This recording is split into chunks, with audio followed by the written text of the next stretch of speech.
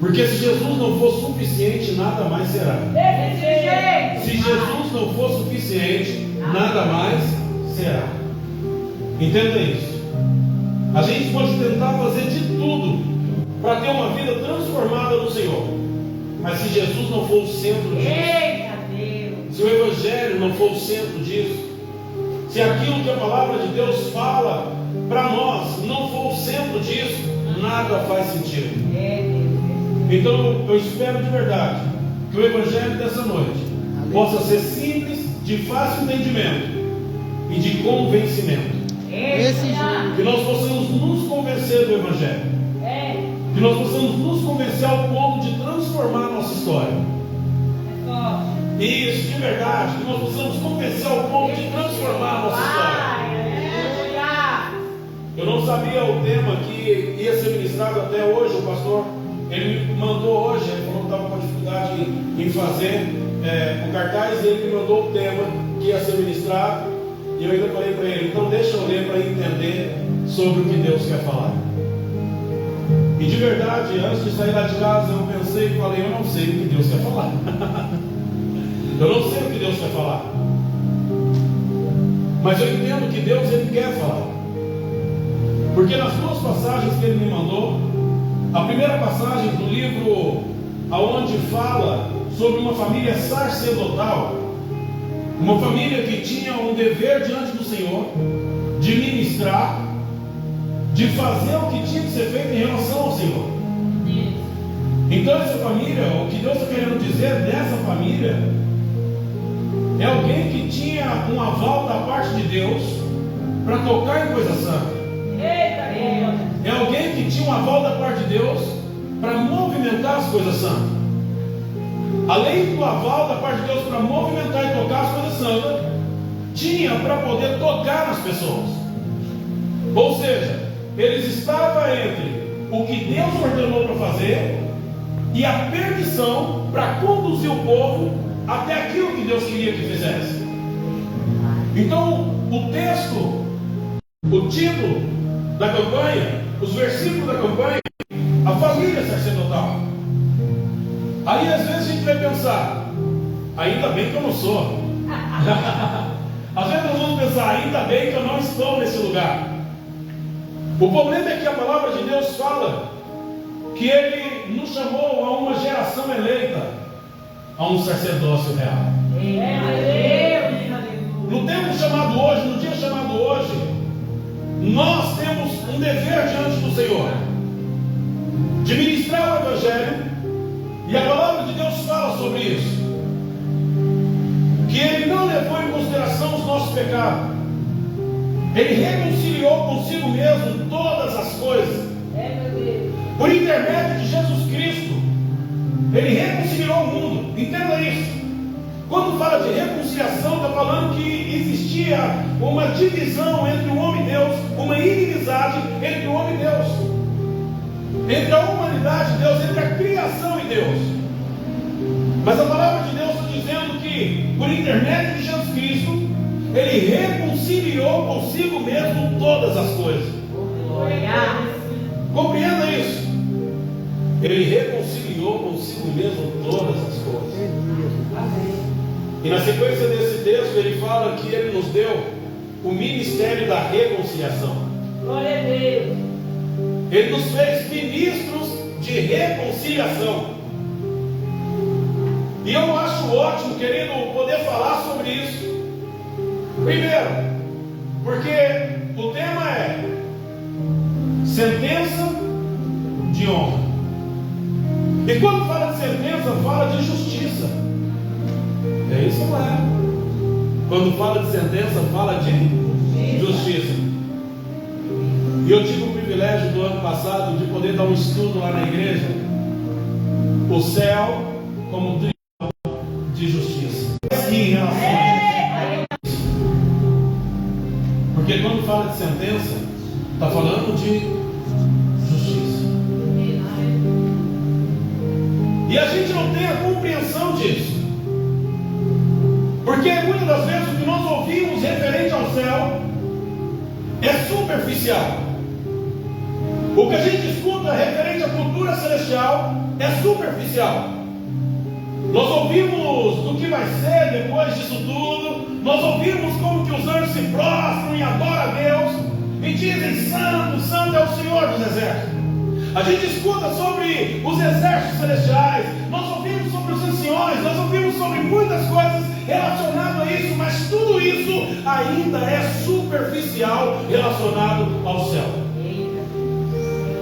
E por quê? Porque a palavra de Deus diz, querido, que as coisas reveladas são para os homens, mas as encobertas é para o Senhor. Mas ele falou que ele estava disposto a revelar os mistérios do reino dos céus. Quando ele chamou os discípulos, ele falou: a vocês é dado a entender, a conhecer os mistérios do reino dos céus. A partir daquele momento ele falou assim: eu vou falar com vocês abertamente. Com eles não. Com eles eu vou falar por parábolas, para que eles vendo não vejam, para que eles ouvindo não entendam e se arrependam do seu mau caminho. Olhando por essa ótica, querido, parece que Deus não queria que as pessoas se arrependessem, mas a verdade não é essa. Deus quer que as pessoas se arrependam dos seus maus caminhos, mas antes de tocar nas pessoas, o condutor de justiça tem que compreender o sentido dela. Amém ou não amém? Amém. Antes de tocar nas pessoas, o condutor de justiça tem que entender sobre ela.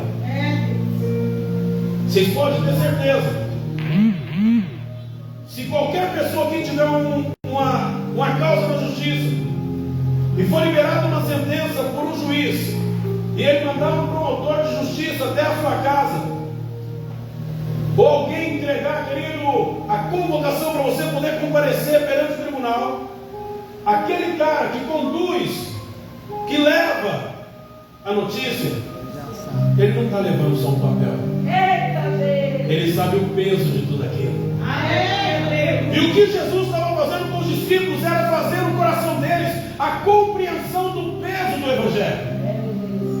O que Jesus estava fazendo na mente dos discípulos era transferir para eles o peso do reino celestial, do reino de Deus. Então a eles agora era dado a conhecer os mistérios do reino de Deus. A Bíblia fala que por intermédio de Jesus Cristo, Ele reconciliou consigo mesmo todas as coisas, não levando em consideração o nosso pecado, mas nos deu o ministério da reconciliação, nos chamou de embaixadores, nos chamou de embaixadores. Entenda isso. Mas só que existe uma questão. Normalmente o embaixador, ele não fica no seu país de origem, ele está fora do seu país representando o seu país. Entenda isso. O embaixador, ele está fora do país representando o seu país. Ele não precisa se preocupar com o que comer, ele não precisa se preocupar com o que beber, ele não precisa se preocupar com o que vestir, ele não precisa se preocupar onde morar. A embaixada vai dar para ele o direito de fazer isso. O que acontece? Como ele é representante do país, tudo que ele faz lá reflete no país. Eu acho que você não entendeu, mas eu vou explicar bem. Quando o embaixador está num país representando o seu país, o que ele fala pode provocar uma guerra, a maneira como ele age pode provocar um desconforto comercial, a maneira como ele pronuncia pode gerar muitos problemas para o seu país.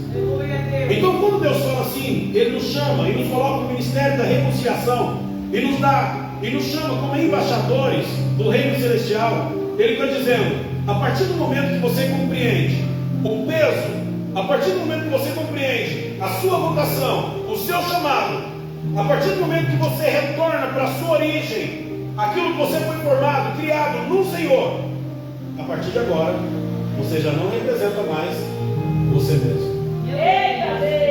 O que você faz, o que você fala, a maneira como você age, reflete no plano espiritual. E por que eu estou falando isso? Porque a primeira escrita Samuel. Vamos ler lá? Em 1 Samuel. Eita. Fala sobre isso. Em 1 Samuel, capítulo 2, verso 30. Aleluia, Deus. Diz assim a palavra do Senhor: portanto, o Senhor, o Deus de Israel, declara: prometi à sua família e à linhagem do seu pai que ministrariam diante de mim para sempre. Mas agora o Senhor declara: longe de mim tal coisa. Honrarei aqueles que me honram, mas aqueles que me desprezam serão tratados com desprezo. Entenda isso. Ele está falando de uma família que foi levantada para servir diante do Senhor, representando o Senhor. O que eles falavam, a maneira como eles agiam, a maneira como eles pensavam, refletia diretamente naquilo que o Senhor tinha ordenado para eles. Então a palavra de Deus está falando que Ele está mudando o que Ele tinha falado a respeito daqueles.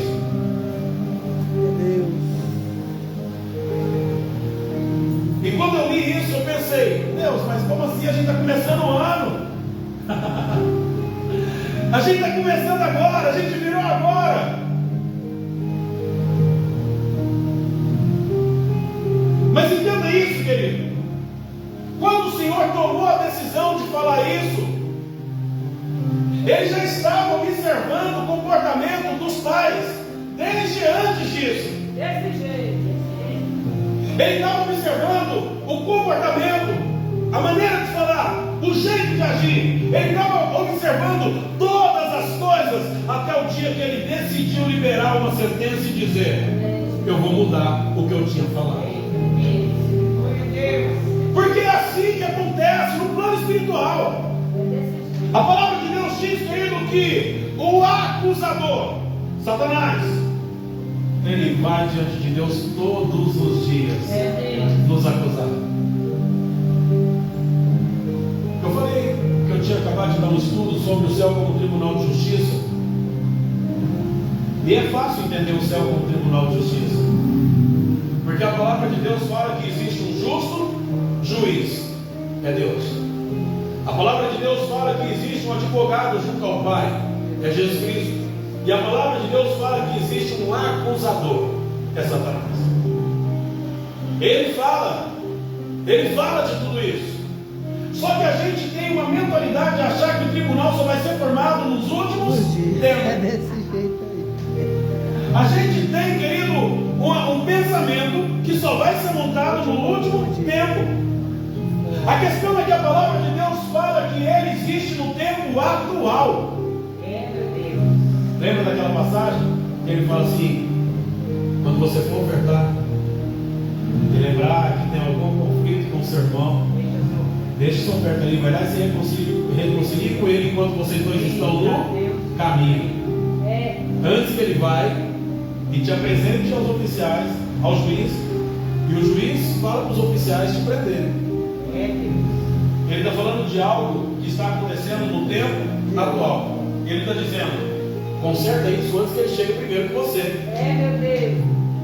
Conserte isso antes que ele chegue primeiro que você, porque se ele te acusar perante o juiz, se ele entrar com a ação perante o Senhor contra você, e for achado que de fato você está em dívida, você vai ficar preso lá até pagar o último centavo.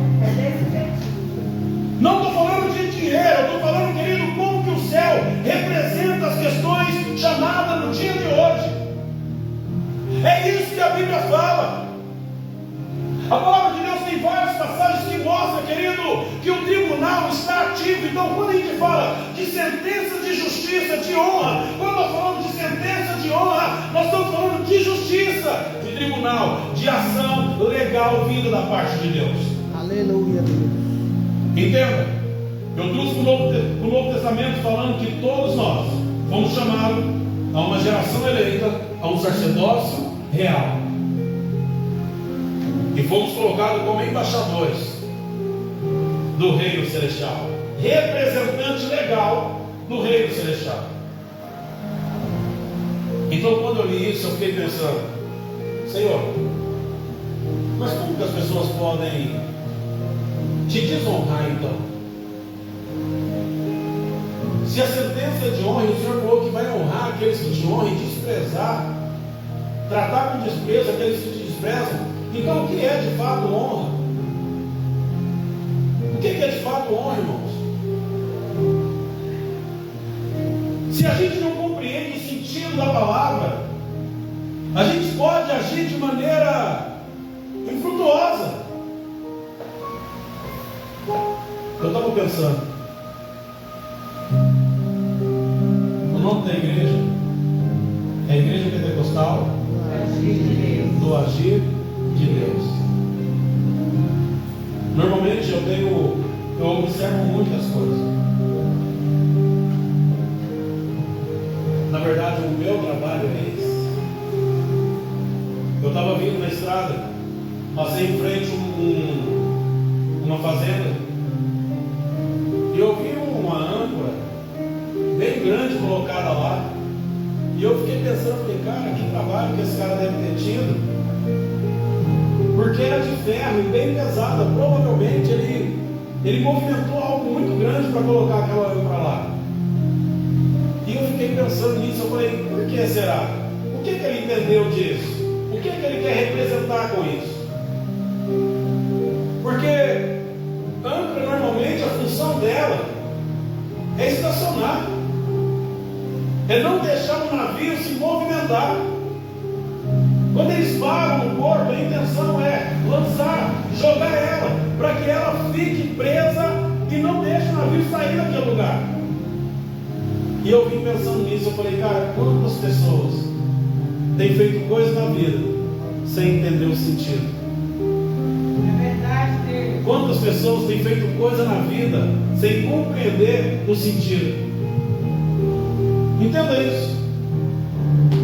A palavra de Deus fala que Ele acrescenta aqueles que haviam de ser salvos, aqueles que deveriam ser salvos. É isso, não é? Ele vai acrescentando a igreja. Quando a palavra de Deus fala, querido, que houve o Pentecoste, quando a palavra de Deus fala da movimentação dos discípulos que estavam reunidos, das pessoas que estavam reunidas, só aconteceu por um propósito. O primeiro propósito era obediência. Meu Deus. O primeiro propósito do Pentecoste naquela ocasião foi a obediência. E por quê? Porque a palavra de Deus diz, Ele falou, fiquem reunidos aqui, não saiam deste lugar, até que vocês sejam revestidos. E eles permaneceram, Aleluia, Deus. reunidos em oração. Glória a Deus. Eles estavam orando. E na movimentação da oração, o céu se abriu ao ponto de transbordar sobre a vida de todos que lá estavam. Glória a Deus.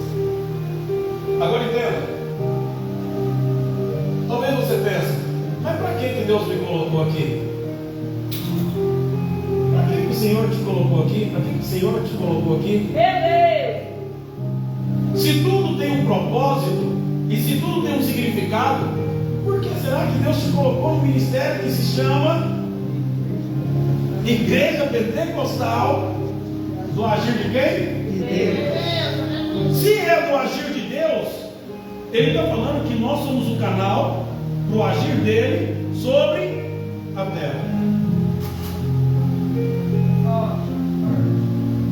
Deus te trouxe aqui, primeiro, para fazer você compreender o reino, e depois de compreender o reino, ser a manifestação dele sobre a terra. É meu Deus.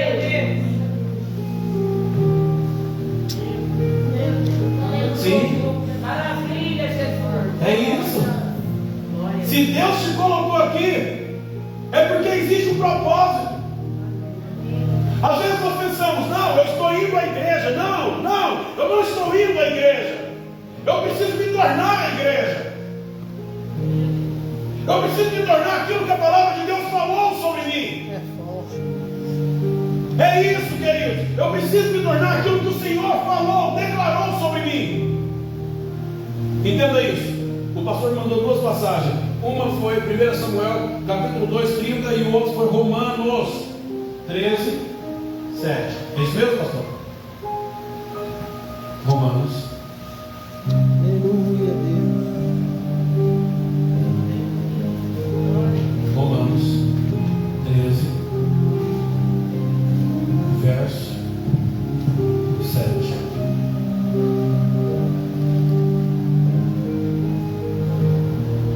Portanto, vai a cada um. Diz assim a palavra do Senhor: deem a cada um o que lhe é devido, se imposto, imposto, se tributo, tributo, se temor, temor, se honra, honra.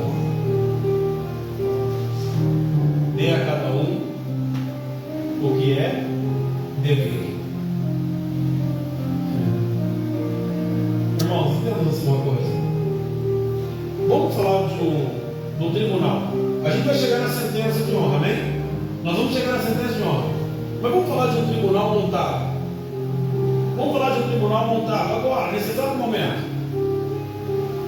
Satanás chegando diante de Deus agora, nesse exato momento, e te acusando por algo. Te acusando por algo. Quando eu estudei sobre isso, irmãos, eu falei assim, cara, o maior problema é que nós, como seres humanos, a gente normaliza as coisas de Deus. A nossa irmã falou sobre a questão do comum, que tem pessoas que acostumam com a presença de Deus. E a gente normaliza, a gente quer diminuir o tamanho de Deus e trazer para dentro uma condição humana. O problema é que a palavra de Deus falou que os pensamentos dele são maiores do que o nosso. O caminho dele é maior do que o nosso. Então, querido, não tem como a gente diminuir o tamanho de Deus. É, meu Deus. O que de fato poderia acontecer é a gente engrandecer para estar diante do Senhor. E a gente só cresce, querido, diminuindo quem somos de fato. Eita Deus. Diminuindo a nossa carnalidade para entender a nossa espiritualidade perante o Senhor. Não tem outra maneira da gente compreender a glória de Deus. Não tem outra maneira da gente compreender o poder de Deus se a gente não compreender isso por um lado espiritual. Entenda isso. Deixa eu te fazer uma pergunta. Vamos supor que você está vendo alguém e que o Senhor colocou alguém na sua frente e você está cansado de tudo isso e você fala assim, cara, eu não vou entrar nessa batalha não, estou fora. Vamos supor, diante de Deus, como que isso soaria? Alguém acha que no mundo espiritual isso traria algum prejuízo ou não? Por que vocês acham isso?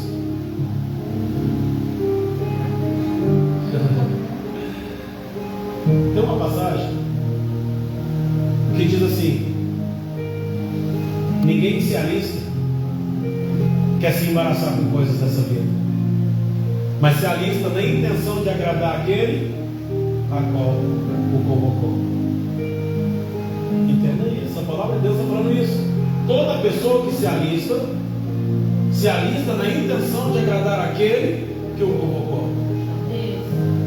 Deus. Os homens aqui, não sei se alguém aqui já seguiu a carreira militar ou se entrou na questão militar, mas aqui é exército? Aqui é exército? Exército. Se estoura uma guerra no Brasil hoje e alguém está lá dentro do exército e é convocado agora para poder se levantar, se armar, para pelejar, e ele cruza os braços e fala, estou fora, vou nada, vou entrar nesse negócio é nada. Por incrível que pareça, isso vai gerar para ele um grande problema, e ele vai ficar preso lá, e depois vai ser levado para a corregedoria e para outros, e ele vai pagar pelo crime que ele cometeu de não obedecer uma ordem direta do seu superior. Eu estou falando de coisas espirituais. Desse jeito. Trazendo um figurativo para o material. Estou falando para vocês que quando a gente se alista ou quando a gente entra para dentro do plano espiritual, a gente já não representa mais a gente mesmo. E eu estou falando para vocês aqui agora, querido, que quando Deus fala que tem uma batalha travada no tempo, nos últimos tempos, que haveria dias trabalhosos, dias de guerra, de luta, e Ele declarou dizendo: não, a luta de vocês não é contra carne nem sangue, a luta de vocês não é contra as pessoas, a luta de vocês é contra principado, potestade, as hostes espirituais da maldade que atua nas regiões celestiais. Ele está dizendo, querido, que nós muitas das vezes estamos lutando nos lugares errados. Entenda isso. O pai daqueles meninos, querido, a qual estava tocando nas coisas do Senhor, pegando a melhor parte, o pai daqueles meninos deveria ter notado o peso que aquilo tinha no mundo espiritual. Mas ele tentou agir de uma maneira carnal. Ele falou: estou ouvindo aí que vocês estão fazendo isso não é legal.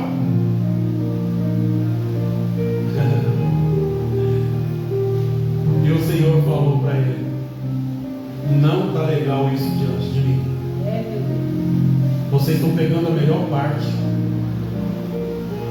e ainda tira, o contexto lá fala sobre isso. Vocês estão pegando a melhor parte para vocês e ainda tira dos outros. A palavra lá, o contexto está falando sobre isso. Entenda isso, querido. Na onde nós lemos no livro de Romanos, está falando: dê a cada um o que lhe é de direito. Se tributo, se honra. Querido, o que for, mas dê a cada um o que de fato é de direito. E o que Deus está querendo dizer é que quando nós estamos representando o reino celestial, nós só somos instrumento na mão dele, para que ele entregue para cada um o que lhe é direito. Sabe uma coisa interessante? Na questão militar, se uma pessoa não vai no convocado, ele acaba preso. Mas e se diante de Deus agora, Satanás aparecesse lá e vai ver que você está batalhando todas as batalhas? Então você sairia dessa causa vitorioso. Mas imagina se Satanás chega diante de Deus agora, nesse momento, e te acusa por um outro crime. Quem aqui tem o costume de votar? Toda eleição vota? Bonitinho? Mas quem não vota normalmente tem que pagar o quê? Multa. Uma multa. Ou seja, ninguém está livre. Pode até não votar, mas tem um preço a pagar. Deixa eu contar para vocês uma história. A palavra de Deus fala: o Senhor era aquele que conduzia o povo de Israel. A palavra de Deus fala que o povo, eles tinham o Senhor como rei. Mas observando as outras nações, a Bíblia fala que eles desejaram ser daquela maneira. E eles começaram a rejeitar o homem que estava ali representando Deus. Deus teve um diálogo com ele e falou: cara, não precisa se preocupar com isso. Não é você que ele está rejeitando, é a mim. Eita Deus! Eu vou dar para eles o que eles querem. Se você tiver curiosidade, depois você vai lá e lê. A palavra de Deus fala que Deus fala assim: mas digam para eles, porém, o direito do rei. Ele vai pegar as melhores filhas. Ele vai pegar os seus filhos e pôr na frente dos carros dos exércitos. Ele vai pegar as suas filhas para poder cozinhar para eles, e para isso e para aquilo. E ele leu direito. Agora vamos trazer isso para uma questão espiritual. No plano espiritual, só existe dois governos. No plano espiritual só existe dois governos: luz e trevas. Não tem meio termo. Quem não deixa Deus governar a sua vida, querido, pode ter certeza que está sendo governado por alguém. Meu Deus! Só existe dois governos. início, ele fala que antes nós andávamos em trevas, nós éramos trevas. Mas depois que a gente entendeu isso, a gente passou da morte para a vida. Nós passamos das trevas para a luz. Sim, eu estou falando para vocês, querido, que a palavra de Deus está dizendo que no plano espiritual nós precisamos escolher quem é que governa a nossa vida. É desse jeito. No mundo espiritual, nós precisamos escolher quem é que governa a nossa vida. E eu estou falando isso porque a palavra de Deus fala que Ele vai honrar quem honra Ele e desprezar quem despreza. E aí eu vou te perguntar isso: tem como você requerer de Deus algo que não é direito seu? Pare e pensa nisso. Quantas coisas talvez você pediu para Deus e falou: cara, não tenho, eu não ganho. Agora a pergunta é: você está debaixo do governo dele? Você está debaixo do governo dele? Vamos supor que a gente aqui mesmo na terra, aqui, vamos supor que a gente escolha um governo diferente do que está agora, ou que a gente voltou nesse governo, ou no outro.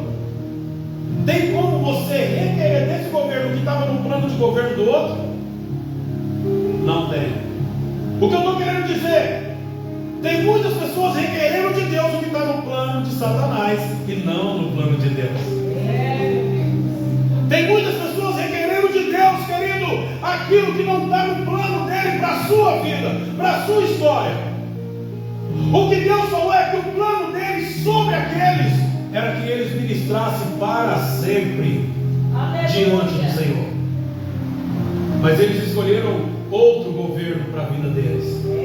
E o Senhor falou: estou mudando a sentença que eu dei. Eu estou mudando o que eu falei a respeito de vocês. Direito militar, direito eleitoral, tudo isso acontecendo agora diante de um tribunal. Querido, eu estou querendo dizer para vocês, nós vamos iniciar, hoje é o primeiro dia do ano, 365 dias ao todo, alguns um a mais, mas no normal 365 dias. Eu quero te perguntar uma coisa. O ano passado, no começo do ano, quais projetos você colocou diante de Deus que foram alcançados? E quais você colocou diante de Deus, não foi alcançado, mas que você ainda luta por eles? E se não foi alcançado, por que não foi? E se foi alcançado, o que de fato fez você alcançar? A palavra de Deus fala que Ele está pronto para honrar quem honra Ele. Eu não estou falando da questão do tempo, porque existe um tempo determinado para todas as coisas.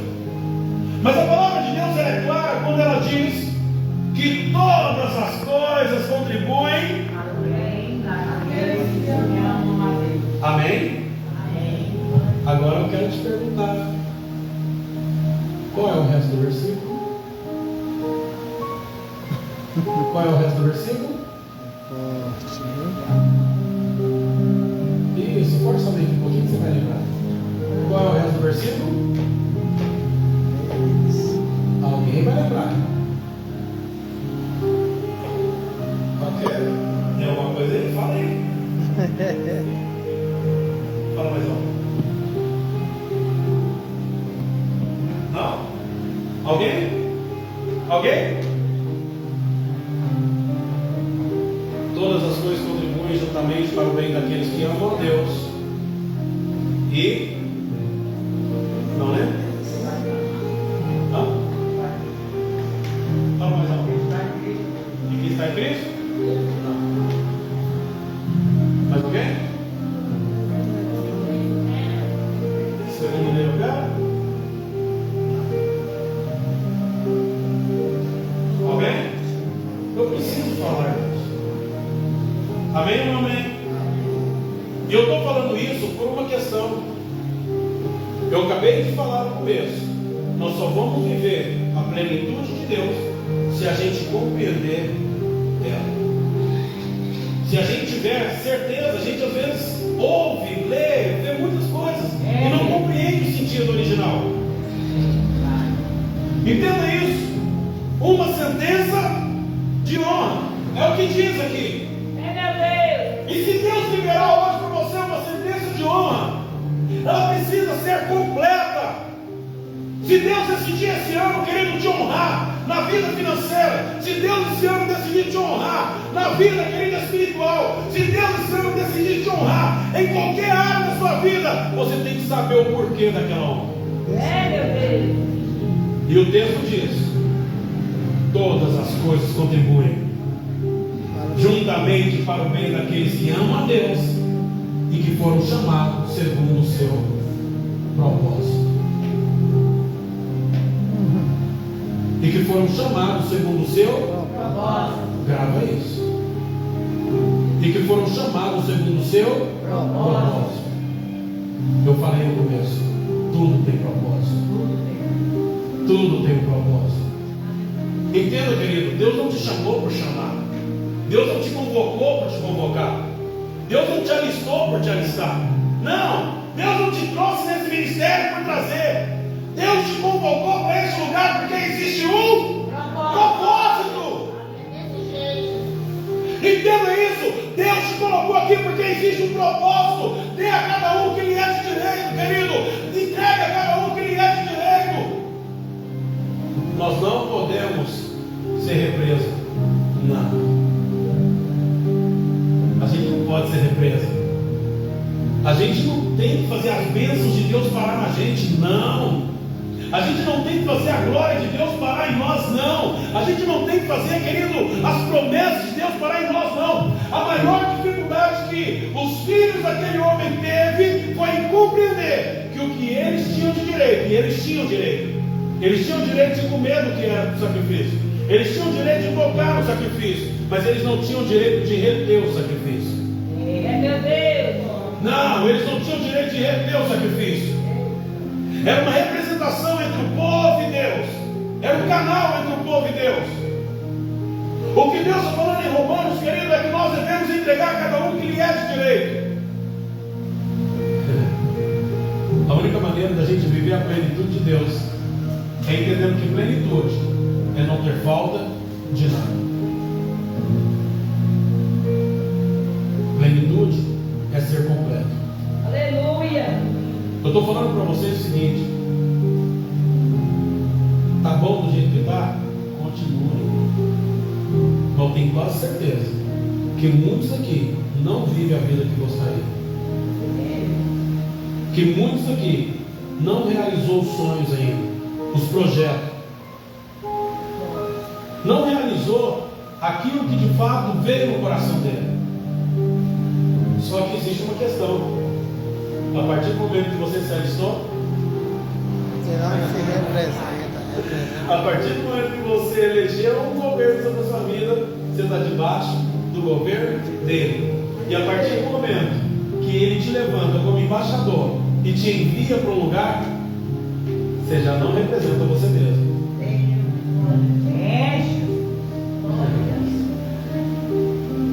Nós somos criados, formados, corpo, alma e espírito. Tem muita gente querendo pegar coisas celestiais, estando nas coisas terrenas, estando no modo terreno. Não vai. Não vai. Ele falou que as nossas batalhas é onde? No mundo espiritual. Agora entenda. Ele falou também: bendito seja o Deus e Pai do nosso Senhor Jesus Cristo, que nos abençoou com toda sorte de bênção nas regiões celestiais. É forte. O que a senhora faz, o que vocês fazem de jejuar, consagrar, de se prostrar, dá acesso ao céu. É por isso que quando vocês voltam com curas, com milagres, com prodígios, com maravilhas, porque vocês adentram as regiões celestiais, na consagração, na obediência, dando a Deus o que de fato é direito dele,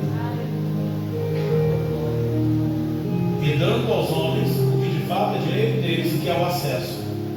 Todas as vezes que vocês abrirem as portas da igreja, vocês estão dando direito das pessoas se prostrarem perante o Senhor, adentrar as regiões celestiais e pegar aquilo que de fato é deles. Tomar aquilo que de fato é deles. Eu estou falando para vocês, irmãos, o seguinte: na primeira escrita, eu não sei o que Deus vai fazer nos 12 dias, agora tem mais 11. Eu não sei como que Ele vai usar os outros pregadores. Eu não sei como que Deus vai falar com cada pregador. Mas uma coisa é certa: a primeira passagem que o pastor mandou, 1 Samuel, fala sobre família sacerdotal. Fala sobre aquele que serve. Fala sobre aquele que tem, querido, acesso ao altar. Fala sobre aquele que tem acesso ao trono. Fala sobre aquele que tem acesso, querido, ao sacrifício. Fala sobre aquele que tem acesso, querido, às coisas santas. No segundo que ele me mandou, fala sobre a humanidade, a nossa parte carnal, dizendo: entregue a cada um o que lhe é de direito. Eu não sei como você se vê no plano espiritual. Não, de fato eu não sei como você se vê no mundo espiritual. Mas eu quero dizer o seguinte: não adianta você ficar olhando para o seu lado carnal, pedindo. É direito meu. Eu sou filho de Deus. É direito meu. Eu sou filho de Deus. Eu tenho uma fala que eu falo nos lugares onde eu ministro, porque Deus falou isso diretamente no meu coração. Um dia eu deitado no sofá da minha casa e pensando, né? A gente estava agora há pouco tempo numa onda de todo mundo falando: sou filho, sou filho, sou filho de Deus. E eu estava no sofá da minha casa e veio uma frase na minha cabeça. E a frase foi essa: não é porque você é filho que você tem que se ausentar da responsabilidade de servo. Veio isso na minha cabeça. E automaticamente ele me mandou a mensagem. Porque Jesus Cristo, mesmo sendo Filho de Deus, não tomou por usurpação ser igual a Deus, mas antes se esvaziou, assumindo a forma de servo. Jesus Cristo, mesmo sendo Filho de Deus, ele se esvaziou, assumiu a forma, a posição de servo. Eu estou querendo dizer para vocês o seguinte: vocês têm direito como filho? Tem! E Deus está pronto para honrar cada um como filho. Tem! Deus está pronto para dar, querido, a cada um que lhe é direito. Sim! Deus está pronto, querido, para te levar em lugares sobrenaturais. Pode requerer, pode pedir. Mas tudo é levado diante de um tribunal. E eu quero dizer uma coisa para vocês. Eu não sei se vai te assustar, mas eu quero dizer uma verdade bíblica. Como pai, ele não abandona o filho. Como pai, ele não abandona ninguém. Como pai, ele deixou bem claro, querido, que o filho pode andar por lugares errados e quando ele voltar, ele está pronto para acolher. Mas como juiz, ele é imparcial. Na hora que Jesus clamou naquela cruz e falou: Deus meu, por que me abandonaste? Porque ele teve que largar a posição de pai e assumir a posição de juiz. Ele tinha liberado uma sentença de morte para a salvação da humanidade. E como juiz ele é imparcial. A Bíblia fala sobre isso. A palavra de Deus fala: honrando o homem cair na mão do Senhor. E quando ele fala isso, ele não está falando como pai, ele está falando como juiz. O que eu quero dizer, querido, é para a gente começar a analisar os nossos comportamentos. Como juiz, ele é imparcial. Da mesma maneira que ele libera a sentença de honra, ele libera a sentença de desonra. E se Deus resolver desonrar a gente diante da humanidade, se Deus resolver desonrar a gente perante a humanidade, não tem ninguém que nos levante. Lê lá. 1 Samuel capítulo 2, ele falou assim: eu vou desonrar vocês. Deixa eu ler para não ficar nas minhas palavras. E eu vou encerrar. Glória, glória, glória. Eu vou ler e vou encerrar. 1 Samuel capítulo 2 eu vou ler e vou encerrar. Diz assim a palavra do Senhor, e eu vou ler a partir do verso 27. Veio um homem de Deus a Eli e disse assim: assim diz o Senhor, acaso não me revelei claramente à família de seu pai, quando eles estavam no Egito, sob o domínio de Faraó? Escolhi seu pai, dentre todas as tribos de Israel, para ser o meu sacerdote, subir ao meu altar, queimar incenso e usar o colete sacerdotal na minha presença. Também dei à família de seu pai todas as ofertas preparadas no fogo pelos israelitas. Por que vocês zombam do meu sacrifício e da oferta que determinei para a minha habitação? Por que você honra? Por que você honra seus filhos mais do que a mim, deixando-os engordar com as melhores partes de todas as ofertas feitas por Israel, o meu povo?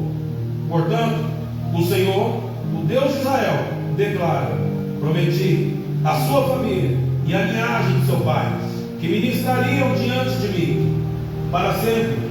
Mas agora o Senhor declara: longe de mim tal coisa. Honrarei aqueles que me honram, mas aqueles que me desprezam serão tratados com desprezo. É chegada a hora em que eliminarei a sua força e a força da sua família, de seu pai, e não haverá mais nenhum idoso na sua família.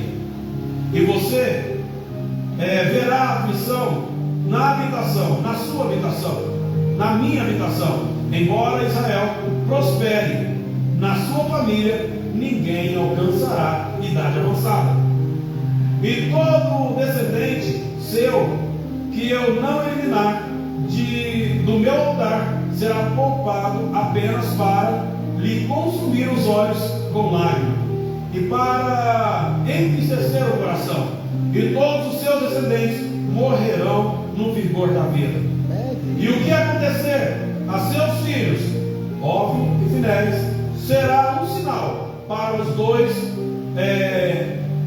Será um sinal para você. Os dois morrerão no mesmo dia. Levantarei para mim um sacerdote fiel, que agirá de acordo com o meu coração, e o meu pensamento edificarei firmemente a família dele, e ele ministrará para sempre o meu rei ungido. Então todo o que restar da sua família virá e se prostrará perante ele para obter uma moeda de prata e um pedaço de pão, e lhe implorará que ponha em alguma função sacerdotal para ter o que comer. Bag, laipada de qualidade, chicote estrala. Glória a Deus. Isso é de verdade. Que a gente faça uma análise sobre o nosso comportamento.